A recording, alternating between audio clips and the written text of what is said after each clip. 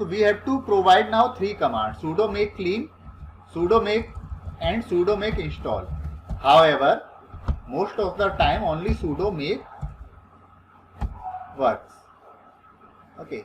However, if you see any absurdity in your code, then you can use sudo make clean as well. Okay, but for the safe side, you can run sudo make clean all the time whenever you change the .h file. However, for saving time, I am not running it.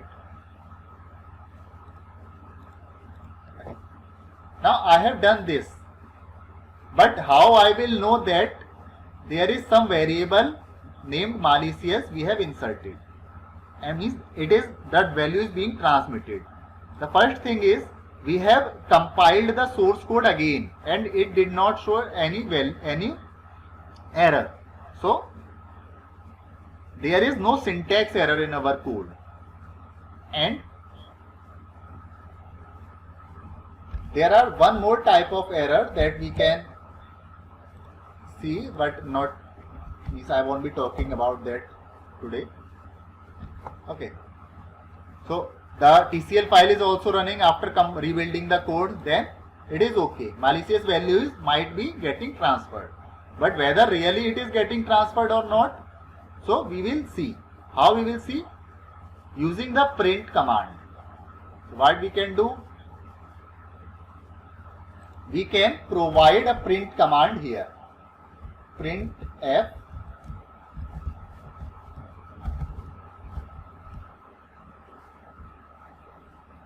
means anywhere I can provide, not at this place, and in any function I can write that print command. The value of malicious is %d, since it is an integer, comma malicious underscore. Okay. I think you know what I have just typed. It is a basic of C or C++. The value of malicious is %d to print the integer value. So malicious is an integer, so we are printing it, and after that just write /n. Okay, when we are understanding the source code, let me make one thing clear to you.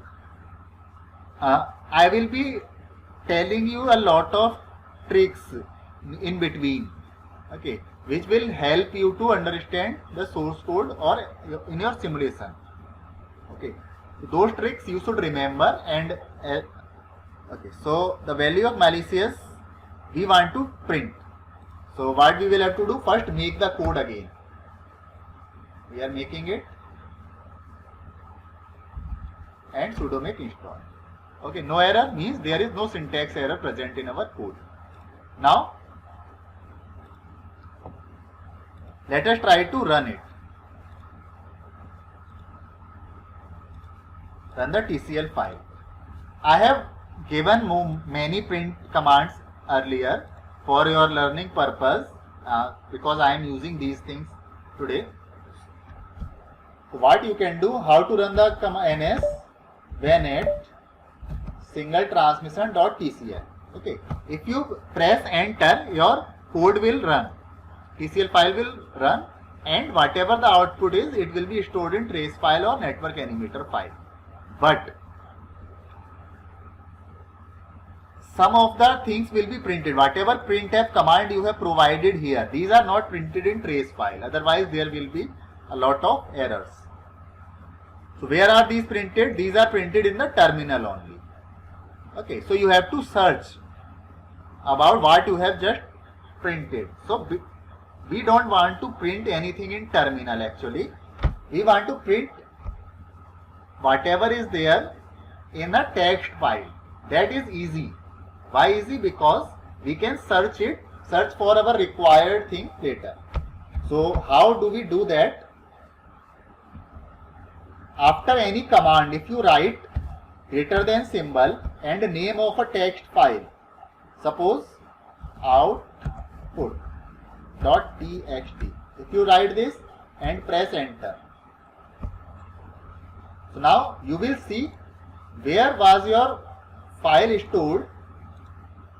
The VANET single transmission.tcl. In that folder, one text file is generated, output.txt. If you double click on it, everything that was to be printed on the text file in the terminal, it is printed in this file. Okay. So why I have done that? Because I told you it will be better for searching purpose. So what we have to search? We printed the value of malicious is malicious. So we will have to search it. So press Ctrl F, try to search malicious. Okay. So what it is written here? The value of malicious is 1. So it means what? We are correct. So the value of malicious is being transmitted from from TCL file to CC file. Suppose change the value of malicious to something random. Suppose 150. Let us see what happens if we run it. In the same text file I am overwriting. Okay, this is overwritten, so press reload. Now again search for malicious. Now you can see the value of malicious is 150. So value 150 is transmitted from TCL file to CC file. Okay. So it is very simple. I have just given you an example.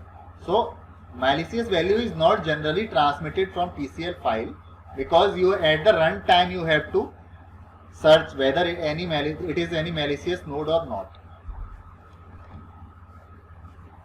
Okay. So what we are doing? One value we have known how to transmit from TCL to. Let me summarize this thing. In .h file, we in class, whichever class we want to change, generally there is only one important class in every file. Other classes are just to aid that class. So in that DSRC app class, we defined one malicious value and we bind this malicious value with something from TCL file. What is that something? This value. Okay, this malicious and this may be different. You can give it another name. There will be no problem in that. Okay. So, and whatever value we provided here, that we transferred there. Okay, one thing we completed, how to transfer from TCL file to source code. Okay, one more thing I will cover here because it is very small. If you during run time, if you check any condition, means according to this condition I will not receive that packet, then what you will do? You will drop it. So for that purpose, this is one single command. So if the packet is malicious, we will just drop it. So what we can write here, this is the receive function, pay attention. So when a particular node receives something, this function runs. So what condition we can provide here? If malicious underscore is equals to 1 or is not equal to 0, then what we can do? We can free the packet. Okay, and if we don't free the packet, if it is not malicious, then other things will work. So what I will do here now? Print command is very important. After this free packet, I will type something so that I will know that this command has been executed. Okay, so we will write here the packet is free. After that we will provide. So let us rebuild it.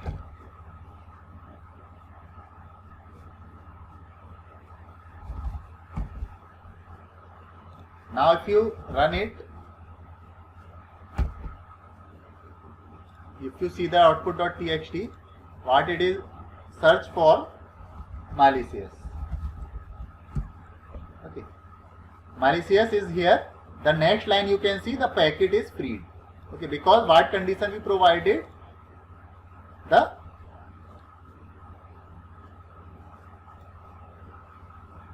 if malicious is not equal to 0, then it is malicious, so packet is free. But pay attention, after you free the packet, you should always provide return. Okay, means if there is something else written after this command, okay, or you can write like this: if it is malicious, then the packet will be freed, and if it is not malicious, then all the other things will work. Otherwise, what will happen? It may create some error. Okay, what that error will be? Error is generally segmentation fault, code dump. So there are many variables already present. Suppose channel, this one, channel underscore DSRC, type DSRC underscore multi-hop, many variables are there. So where these variables are written in source code, that we will have to see. Okay, so I am telling you this thing because I know already, but if you don't know, you can search. There will be only a few files, 4 or 5 files you have to search, or you can use search monkey. What is search monkey? I told you, but I will use that. So yeah, so there is already multi-hop underscore type underscore DSRC underscore, these variables are present in the source code. So how these variables are written here? Type underscore DSRC underscore here, channel underscore here. Okay, so how these are bind? These are bind using two variables. First variable is which is used in the TCL file, that is written in pink color. Second variable is that is written in the header file, in this header file. Okay. So in this header file, size underscore is written, channel underscore is written. So this value you can provide the value of the pink variable in the TCL file, and the corresponding value, that value will be copied in the corresponding variable that is declared in this .h file. Okay. So now what you can do? Any new variable you can think of, you select its name, declare that variable where all the variables are written, like all these variables are written here, right below it. Okay, the name of the new variable, and you can select the same name for the TCL file as well. So I have written like this: bind bracket. This is a function. You don't need to know how it works, but what it works, you should know that. It just binds. So malicious underscore and malicious. So what is malicious underscore? You will have to provide in the TCL file. Okay, so this is the binding. Okay, this is over. Okay, other things are there. Forget about those.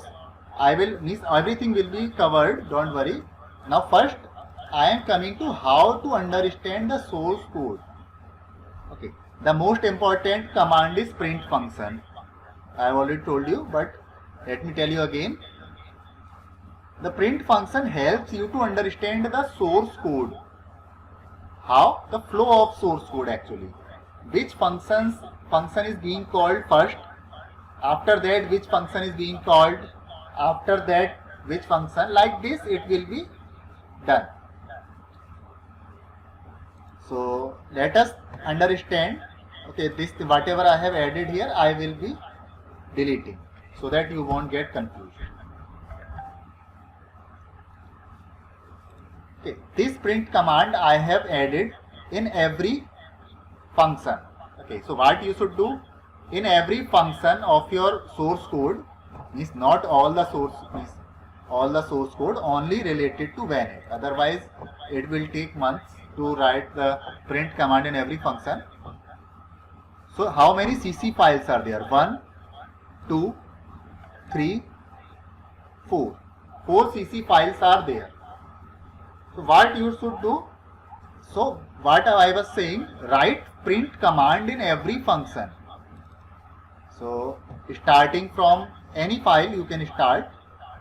This is a very small file. What I have done, only in the functions you have to write print command. Printf I am in add sch. This is the only way to understand the complete flow of the source code. This is what this function is, add sch. So I have written in that, at the first line I have added printf I am in add sch. Okay. In remove sch I am in remove sch. In reset I am in reset. These things I have written. Okay. Similarly, in every file, .cc file, every function contains this print command. I am in receive. I am in send broadcast. You can see the name. And I am in forward. I am in check is to forward. The name of the function I have written. Why I have written? Just to understand the flow. How we will understand the flow? We will transmit only one packet from one source to another node, that is receiver. Okay. So what will happen? All the functions will work.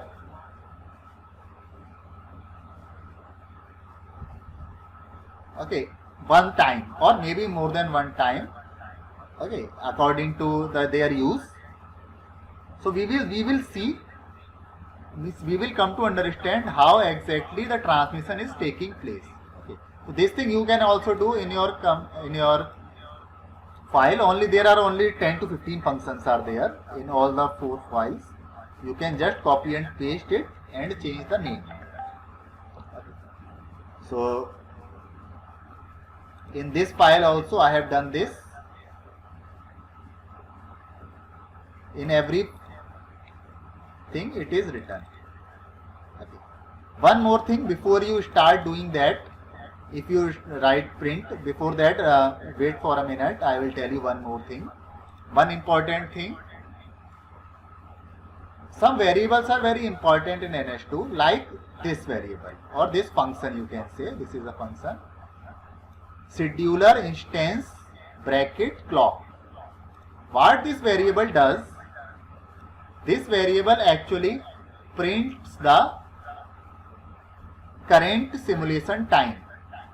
Okay, at which time an event is happening. Suppose I have written this thing, printf I am in enqueue at time scheduler instance dot clock.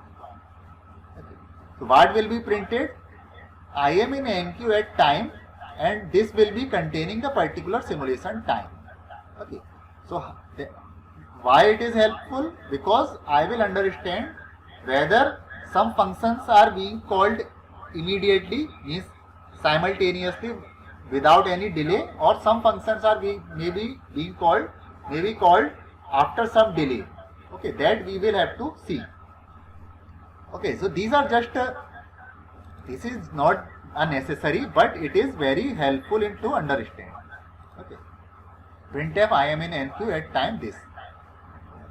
Another thing is, okay, so okay, this is it, and I'll always provide /n after every print. Means in every print before closing the double quotes, you should provide /n so that the next line is printed in new line. Okay, and while printing scheduler instance clock, you should always use %lf. That is long float, because it is not an integer. If you print only %d, you may get a garbage value or you may get only an integer value. I think it is clear. One more thing I would like to add here. You cannot use this function whenever you want, means wherever you want. You will have to, if you want to use this function, one header file you have to provide. that header file is delay.h. That header file you can directly provide in CC file or you can provide in corresponding .h file. Okay. So here it is not there. Why it is not there? Because some other files might be containing that file. So if you but to make sure, if you are using scheduler instant.clock in any file, you add delay.h in its header. Okay, like here I am not using scheduler instance clock here, but it may provide some error while running. Okay, it may provide. Why I am saying it may? Because some other files might be containing that delay.h. Okay, but to be in safe side, you provide as include delay.h. Okay, so you will be at the safe side. So after that only you can use. However, I have not used those that function to call the time at all the print commands because it is not needed actually. However, you can use, no problem in that. So okay, it might be you might not be getting everything, but don't worry about it because we have discussed only one function yet. Okay, so don't worry about it. When we will discuss all the functions, you will be knowing, and I will summarize everything. Don't worry about it. Okay, so now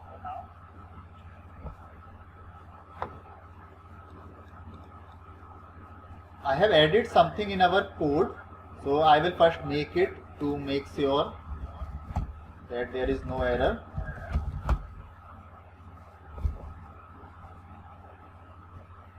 There is no error, then I will provide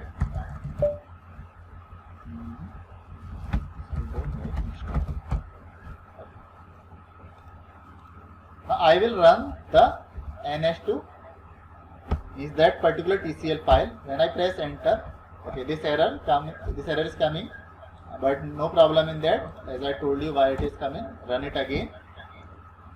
So in output.txt, you can see some things are printed. Okay, if you run your code without adding anything, these things will not be printed. I am in reset and everything will not be printed. So why I have done like this, you will understand. In this VANET.tcl, this TCL file, what I have done, I am transmitting only one packet. There are only two nodes and one node is transmitting one single packet to another node. Okay. For simplicity, let us put multi-hop to 0 so that whichever node is receiving, it should not transmit it back. Okay, later we will keep it on as well. So I will run it again so that output.txt changes according to that.